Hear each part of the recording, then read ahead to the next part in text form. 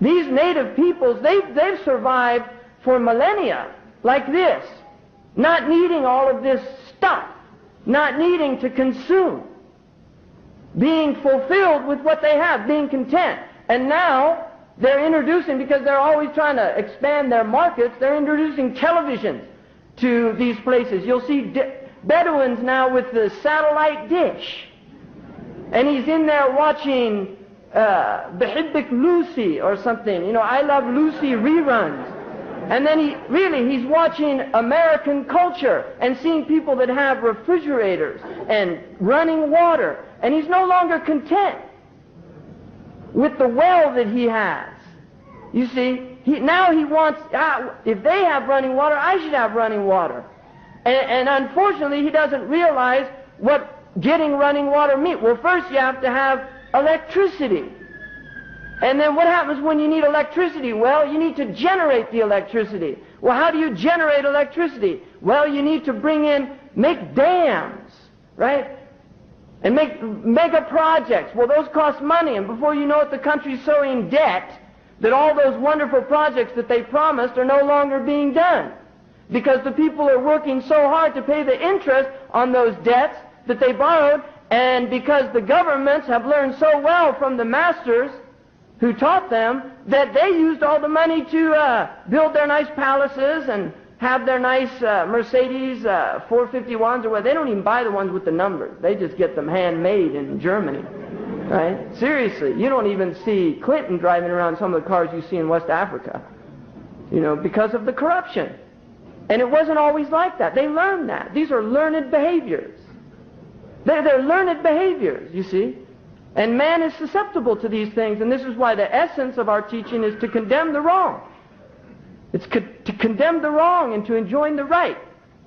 This is what has to be done, but we have to realize that there's a whole world that we don't even know about. There's things that we have to discover as human beings. It's a disservice to a man like Dr. Alan Austin who wrote that book and put so much effort into that book. Why? We call that ghira in Arabic. The reason that he did that, it's called ghira, and it's a Muslim attribute. Ghira is when you see an injustice or you see something wrong and it compels you to act.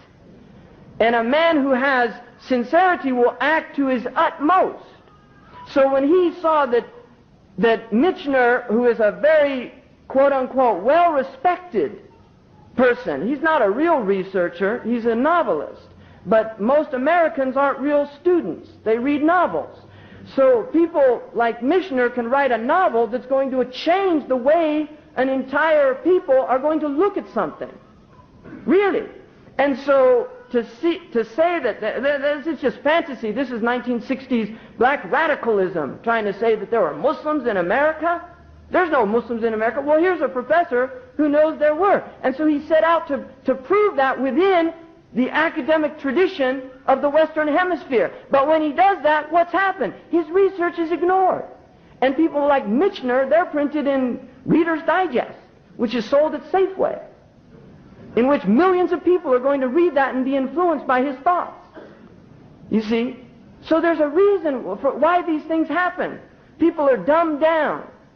Tajhiluna, it's dumbing down. People are being dumbed down.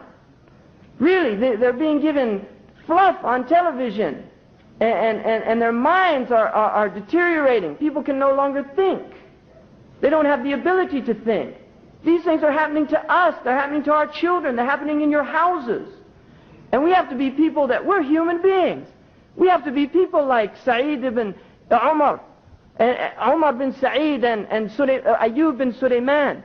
People that didn't want to lose what was precious to them. They didn't want, even if it meant risking their lives. Even if it meant not having free time. If it meant that their free time was teaching their children the Quran, they would do that. They would make that sacrifice because there's more important things than sleeping and rest. One of the early Muslims said, there's plenty of time to rest in the grave. That's where the real sleep comes. You put your head on that rock and you'll have a good rest. But as long as you're in this world, just as night follows day, wakefulness follows sleep. And we've been sleeping for a long, long time. And it's time that people started waking up and looking at what's happening around them. We have to do this. People have to do this. You have to do it. There has to be people in this room that are not willing to come and hear a lecture and say, oh, that's interesting, and maybe tomorrow or the day after at your Starbucks over coffee, you say to somebody, did you know that there were 5 million Muslim slaves brought over here? That's called trivia. You know, Hitler was a vegetarian. That's not important. What's important is that you go out and you find out the truth. And then you speak that truth. And you wake people up to that truth. That's what's important. There has to be people in here that are willing to say, I'm going to do what that man did. I'm going to find out about this. There has to be African Americans in here that have ghairah, like this man said. I'm going to find out, because a lot of you are Muslim and you don't even know it, because there were righteous people in this country making prayers that their children would be Muslim. And so it begins to emerge again, because that's the nature of light. You see, you can't put out light. You can't put out the light. That's why the bee is honored in the Quran, because the bee produces two things, honey and wax. And honey is a medicine and it's sweet, and wax gives us light. And that's the way the Muslims are supposed to be. People that produce something that heals people, doesn't cause more suffering, that brings light to the world, not more darkness. This is the challenge. And we have to take up that challenge. These people have done work for us. I'm speaking to the Muslims in this room. They've done our work, and we congratulate them and commend them. But this is our story. This is the story of Muslims in this country. And it concerns them for their own reasons. But this is our story. It's the story of Muslims in the new world. We've been here from the beginning. And it's not 500 years. It's before 500 years. And we have to find out that too. We have to find out about the Seminole Indians and why they're wearing turbans on their heads. Why their clothes are West African. We have to find out why all the Cherokees wore turbans. Why are the Southern Indians wearing turbans and wearing covering with loincloths over their pants? Why do you find the Eye of Fatima in pre-Columbian southern United States caves? The Hand of Fatima, which is a Muslim symbol, is well known. It was all over Andalusia, and it's found also in the Sikh, but they took it from the Muslims. This is a Muslim symbol, because the Muslims, to protect themselves from the evil eye, they used to say, "Alayka khams." Upon you is 5, and they thrust out their hand. قُلْ أَعُوذُ بِرَبِّ الْفَلَقِ مِنْ شَرِّ مَا خَلَقَ وَمِنْ شَرِّ غَاسِقٍ إِذَا وَقَبَ وَمِنْ شَرِّ النَّفَّاثَاتِ فِي الْعُقَدِ وَمِنْ شَرِّ حَاسِدٍ إِذَا حَسَدَ. There's 5 ayahs. And they used to throw out their hand, عَلَيْكَ خَمْسٍ, like they were throwing those 5 ayats at them to protect them. Why does that show up here in this country? Aski Allah, this is his name, a Seminole chief who leads a fight, not a rebellion. They call it rebellion. Where'd they get that word? If you read Foucault, who had reasons of his own, Foucault talks about labeling, and the people in power always label the powerless with names to change the configurations. They call people that are struggling for self-determination rebels. Why are they rebels if they're defending their land? Why are they terrorists if they're defending their land? Seriously, that's a question to ask. But these are the games of the people in power. This man was fighting, and when he the American soldiers went and made a treaty with him to allow him to negotiate. And he actually came to them on his own accord, and they hung him. And he died cursing them, because he was an honorable man dealing with venal and dishonorable people. And his story is one among many.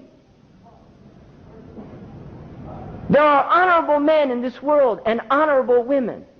And this is what this teaching calls people to: dignity and honor, covering your nakedness, not being an animal, being a human being. We're not animals.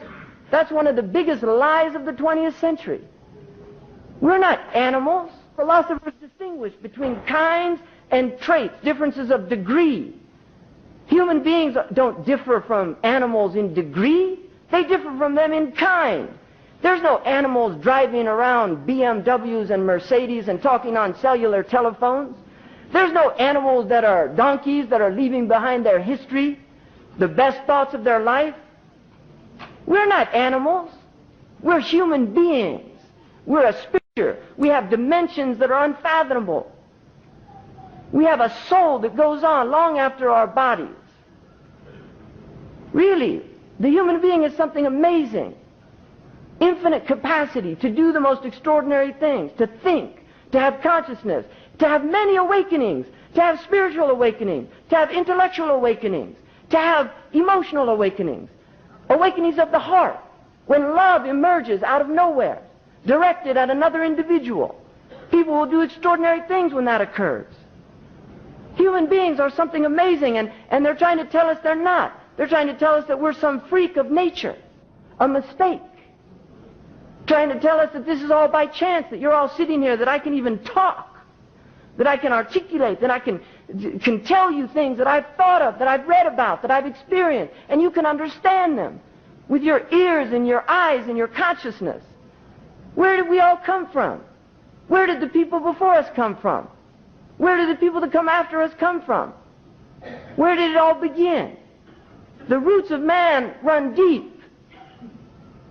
And this root keeps bringing forth a fruit from that place. Why? Why does it come up? Why are there people that are willing to stand up to injustice in every age, willing to put their lives on the line? Why? Go against the law of self-preservation. What is that in the human spirit that makes people do that?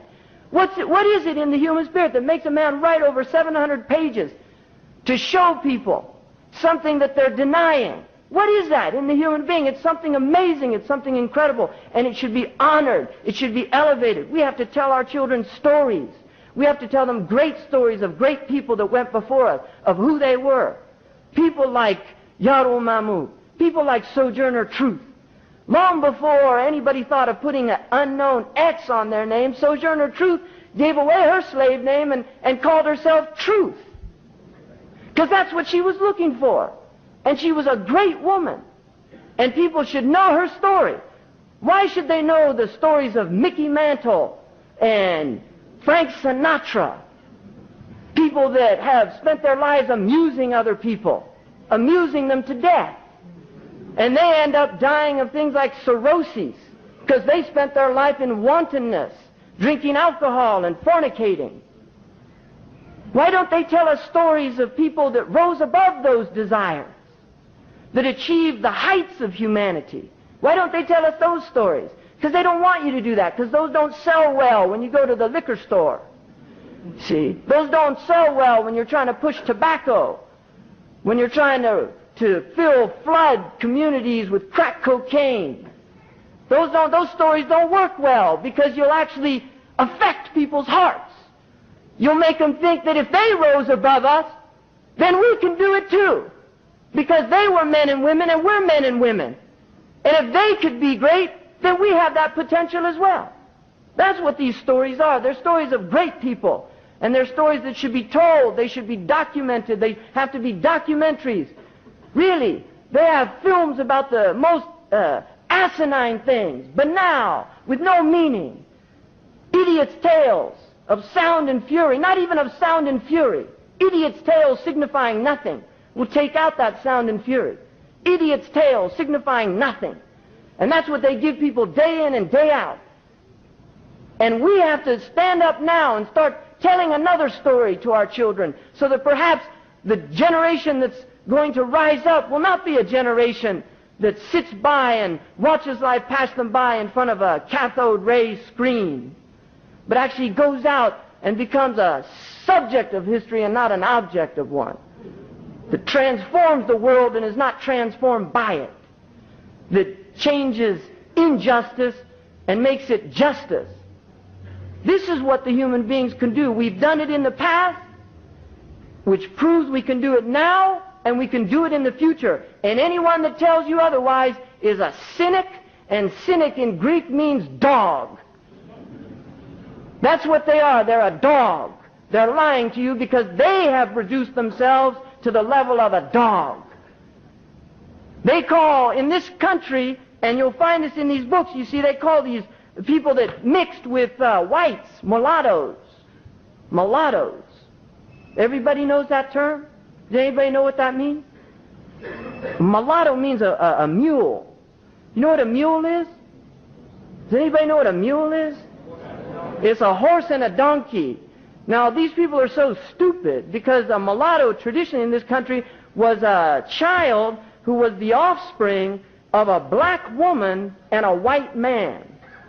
And what the white man was inferring by calling them mulatto was that the white man was a horse and the black woman was a donkey. But these people are stupid people. They don't have much intelligence. They don't know that a mule is the offspring of a female horse and a male donkey. You see, a female donkey cannot give birth to a mule. So the donkey was the white man. That's true. You see, that's the reality there. But he's a stupid man, the man that does those judgments, makes those assessments, goes out in the night in white sheets, because he's too much of a coward to show his face when he does his vile deeds. Muslims don't put sheets on their head when they go fight for what they believe is right. They go out with their faces glowing, go out with prayer in their hearts and on their tongues. And the only white sheet they're going to wear is the one that they get if they die fighting for the truth.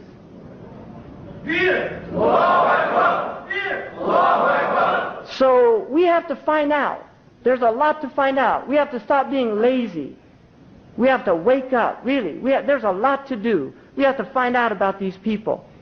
Really, wake up, people. We have to do this. Time's running out. Your own lives are running out. The Earth's time is running out. The polar ice caps are shrinking. Really, they're shrinking. It's unbelievable. We're sitting here and they're telling us the polar ice caps, they've confirmed that now. They're shrinking. Right? Seriously. I mean, they had one on, somebody told me this on the Discovery Channel, that there's a theory amongst astronomers now that the moon is actually coming closer to the Earth. It's been doing that, but now it's speeding up. And some of these astronomers said in 80 years, the Earth's rotation will stop and begin to move the other way. That was an estimate. That was on Discovery Channel, you see. People don't believe Muslim sources. You have to give them, you say BBC, and oh, really? BBC? You say Sahih Muslim, Sahih Bukhari, you know. But BBC must be true. Gotta be true. If they said it, unbelievable. You read enough news and you'll believe anything. Right? Really. So there's a lot to do. I was going to talk about a whole bunch of other stuff, but that's what happens, you know. I've been going on a long time and it's late, and thank you very much, and Assalamu alaikum.